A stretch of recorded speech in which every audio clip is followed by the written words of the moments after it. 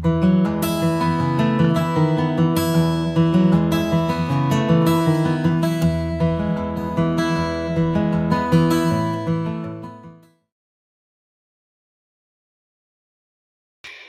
there, dragonflies. How are you all? I hope you're doing well. Welcome, or indeed welcome back if you have been before. As requested by a couple of subscribers, here is another video in the My Favourite Cards series. This time we're doing the Suit of Swords, not the Suit of Wands, which I kept saying in my last video, because I've already done that one. Now, as a kind of caveat, I suppose, or a disclaimer, I have about, I guess, somewhere in the region of 200 tarot decks, perhaps a little less. So in some ways, the cards to choose from are a little bit limited, but, you know, there's still plenty there. And also where I have absolute favourite decks, clearly pretty much the whole suit of swords in those decks is going to be something that I love. But I have tried to pick a different card, different decks for each card so that we're not too repetitive. There will be some repeats of decks I've used before in these videos, mostly because they're such good decks. But yeah, I will try and explain my reasoning behind choosing these cards. I've tried not to pick cards just because they're pretty, which is tricky. But yes, here we go then with my favourite cards in the Suit of Swords. So we begin, of course, with the Ace of Swords. And I have chosen the Ace from the Rackham Tarot. This is by Arthur Rackham. And I got this quite recently in a coven of witches in Burley in the New Forest. I've wanted the deck for a long, long time, and I'm so glad I now have it because I absolutely adore it. And this card is no exception. To begin with, I love people-y decks. I love people-y cards. I love to look at body language, facial expressions. So the fact that this was an ace that didn't just have a hand sticking out of a cloud holding a sword was a big win for me. I love the fact that the element of air is so beautifully represented in this card. The swirling wind around the figure could represent the wind of change, new ideas, and I love the fact that it seems to be coming either from her mind or into her mind, representing that particular part of the Suit of Swords. There are hundreds of reasons to love this card. Those are just a few, but this, I think, is probably my favourite Ace of Swords. The Two of Swords I've chosen comes from the Darkwood Tarot by Sasha Graham with artwork by Abigail Larson. It kind of initially looks like a fairly traditional RWS Two of Swords, given the seated figure with the blindfold and the cross swords. But there is so much more to this card.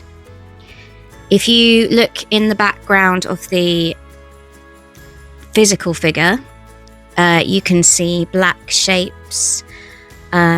These represent all of those kind of inner saboteurs that we have, the self-doubt, the lack of confidence, the anxieties, all those things that lie behind us not being able to pick a path, not being able to make a choice, not being able to decide.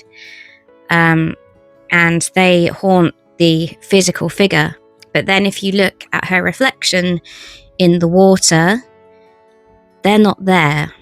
So that really, to me, represents that if you look really deeply within yourself, cast aside or try and stop listening to those negative voices in your head or the elements of self-doubt that cloud your judgment, and you just think clearly, as clear as that water, you can make your decisions, you can make an informed decision, you can make informed choices, you can have a greater understanding of what your path should be.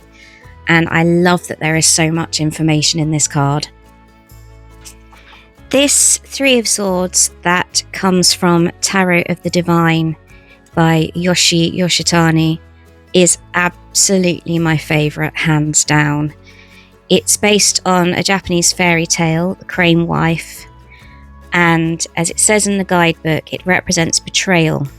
The crane wife asks her husband for privacy, but he spies on her, only to discover she was hurting herself to help him. His spying was treacherous, but so was her inability to trust him with her secret. And I love that interpretation over the heart pierced with swords.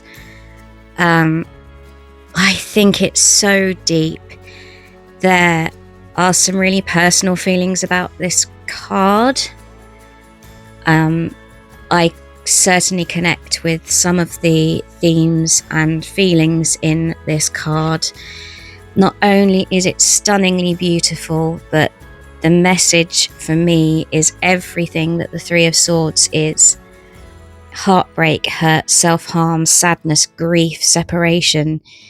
There's the shadow figure in the background of her husband, the betrayer. And it's just that there is so much depth to this card and so much beauty in this card that honestly I find it difficult to stop looking at or talking about, but I shall try now. We have to go to my old favourite, the Earthwoman Tarot by Tarn Ellis, for the Four of Swords. I kind of find the more traditional RWS Four of Swords a little bit final and very tomb-like, and I don't really like that about that particular depiction. I prefer to see the Four of Swords as a kind of temporary respite, a time out, a time to just kind of step back and go, okay, I am going to keep going, but I need a minute. And that's a really important minute. And I think this depiction in the Earthwoman Tarot is just so perfect. She's said, do you know what? I need some rest. I need a bit of chill time. I need to rest my mind. I need to switch off for a bit so that I can really understand how I move forward. And where better to do that than in this beautiful scenery, chilling on a hammock. And it kind of represents that rest as a really positive thing and a really important thing to do for yourself. And I also love the fact that she's not oblivious to the fact that there are swords. She's looking up at those swords. She still knows that there's something she has to deal with. She still knows that there's something she has to think about, that she has to work through. But she's taking her time over it, and she's taking some time to rest her mind and rest her body so that she can deal with the swords all the better when she's fully recuperated. And I think that is absolutely the perfect depiction for me of what the Four of Swords is all about. Now, my Five of Swords may seem like a slightly bizarre choice, but I love the dude in this Patrick Valanza card from Deviant Moon Tarot.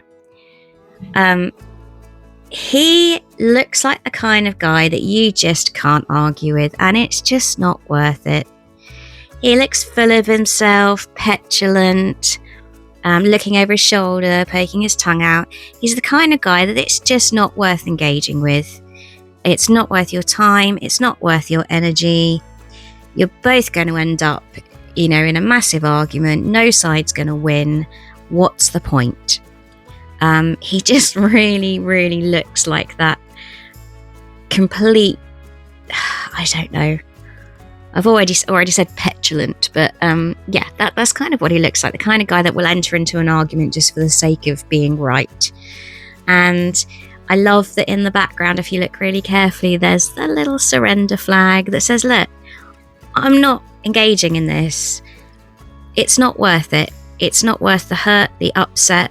None of us are going to win this situation. Just take the swords you've got, go away, and leave me be, because, what's the point? I don't know. I think that that's a really interesting and clever interpretation of the card, and I love it. And I think that it's given me a whole new sense of what the Five of Swords is about, and that's why that's my choice. I love this Six of Swords. This is from the Marchetti Tarot by Ciro Marchetti. I love that she's on her own. In a lot of traditional interpretations, she's not. She has somebody with her. And actually, I love the idea that this is something that you have to navigate for yourself.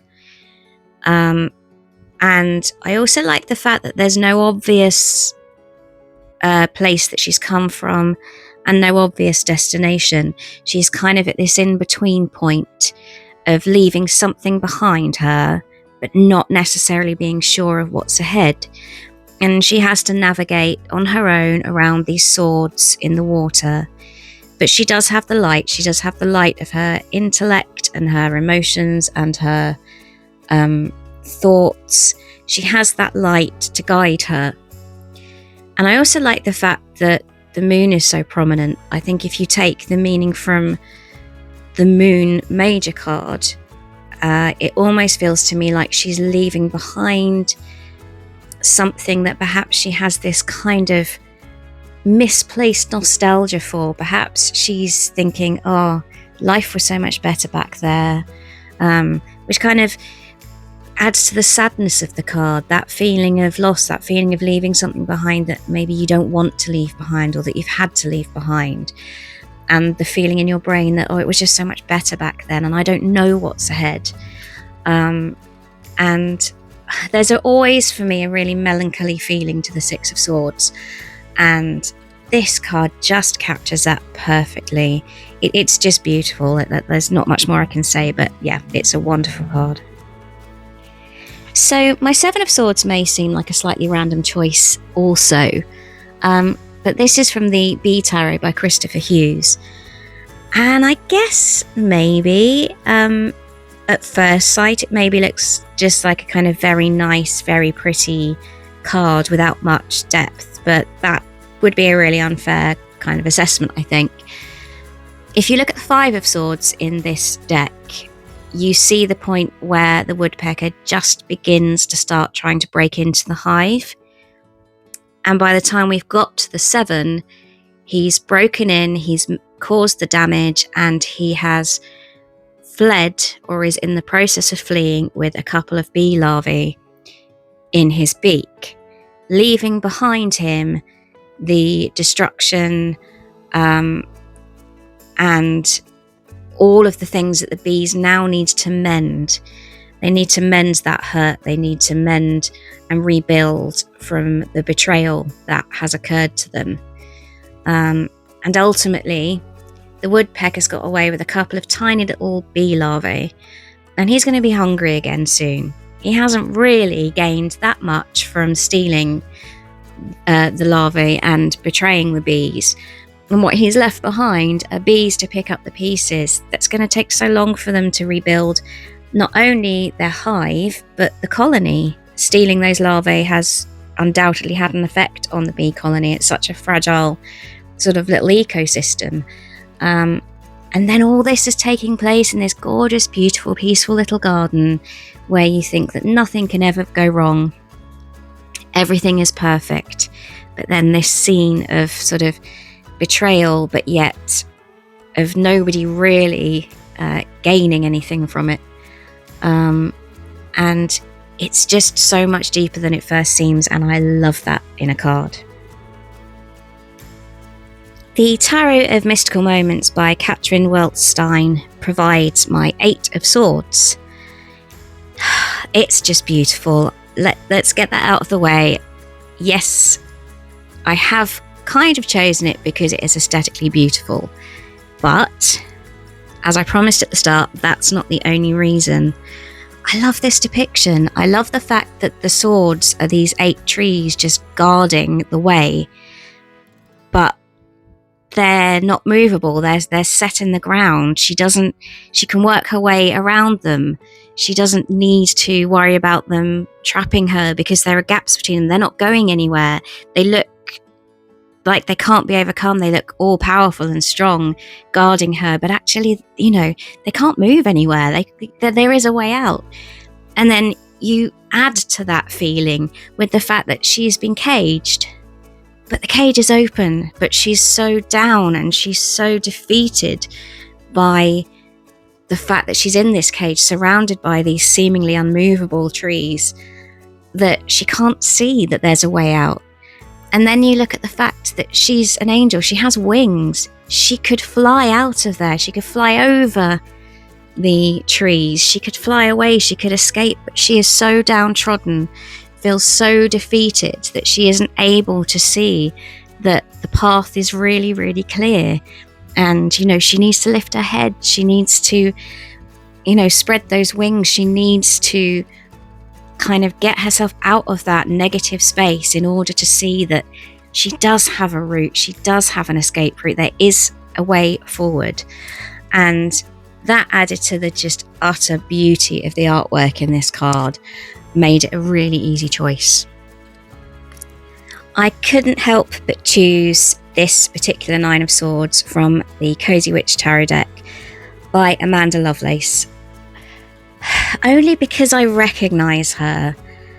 Actually, I think that the traditional depiction of the Nine of Swords is superb. I think it really does convey everything that card is about for me, but this is an image that I can relate to so heavily. The fact that the clock says 3 a.m. How many of us have been awake worrying? We can't shut our brains up at 3 a.m. in the morning. I used to suffer from dreadful insomnia a few years ago. It was chronic, it was awful, and it was all because of anxiety. I could barely fall asleep without being jolted awake by some thought or another.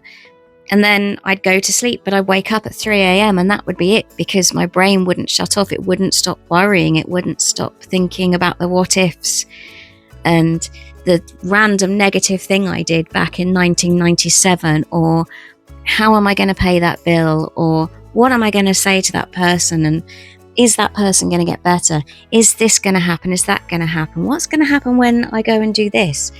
Should I go and do this? Maybe I should cancel. And honestly, I can see those exact feelings in this card. She just, her facial expression must have been the facial expression that I wore for every single one of those many, many nights that I just laid awake at 3 a.m. wondering, what if? And, that's the only it's the only way I can express it, really. But it's just a great depiction for the anxiety and the stresses and the worries that the Nine of Swords represents.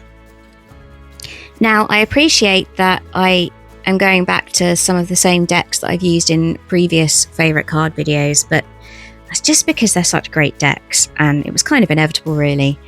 But I have chosen the Ten of Swords from the Fantasy Night Theatre Tarot, and for once, it's not because the image is in any way theatrical, so you can put the bingo cards away for this moment, dragonflies. The reasoning behind this choice is really quite simple. In many of the sort of more traditional RWS depictions, the figure in the Ten of Swords is defeated, done, laying flat on the floor, seemingly past, seemingly completely and utterly down and out, and finished off, and doesn't look like they've got any chance of moving at all. But there's a real feeling in the Ten of Swords that, yes, you've been defeated. You've had so much. You've had so much thrown at you.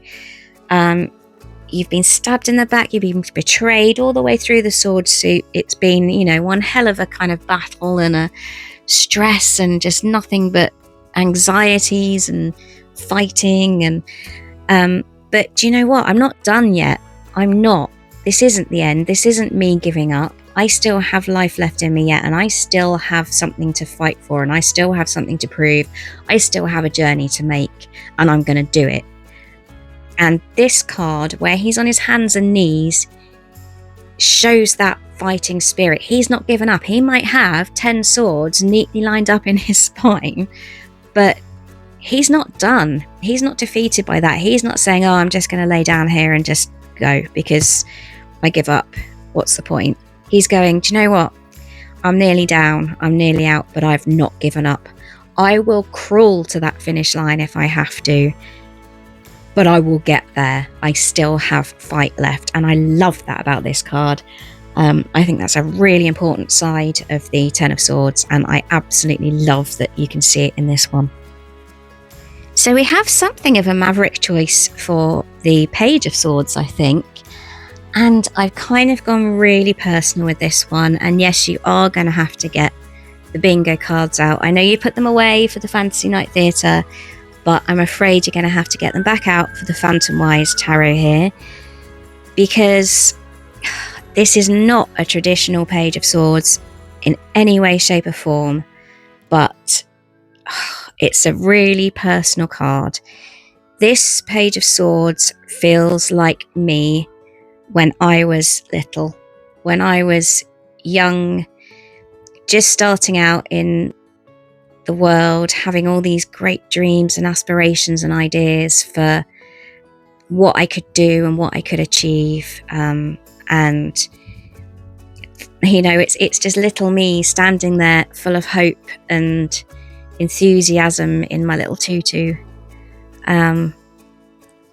Not really properly prepared for what was ahead and what the performance world and the dance world were going to be like. Just full of, you know, all the good stuff, just full of all the hopes and dreams and positivity. And yeah, I guess I just see a real personal connection in this card, and it's not going to be for everybody, but it just had to be this Page of Swords for me. It's another favourite deck for the Knight of Swords, and that's the wonderful Fifth Spirit Tarot by Charlie Claire Burgess. What I love about this card, and I've talked about my love of movement and momentum in cards before, but this is a knight that seriously has momentum. They are going somewhere. They're determined. They have something to do. They have the mental focus, and they're going. But they're going downhill. And whilst that gives them the momentum, it gives them that kind of drive, maybe they need to have thought it through a little bit more. Are their brakes working? Have they even got any brakes on that bike? I don't know. I can't see. I'm not a bike rider. I don't know.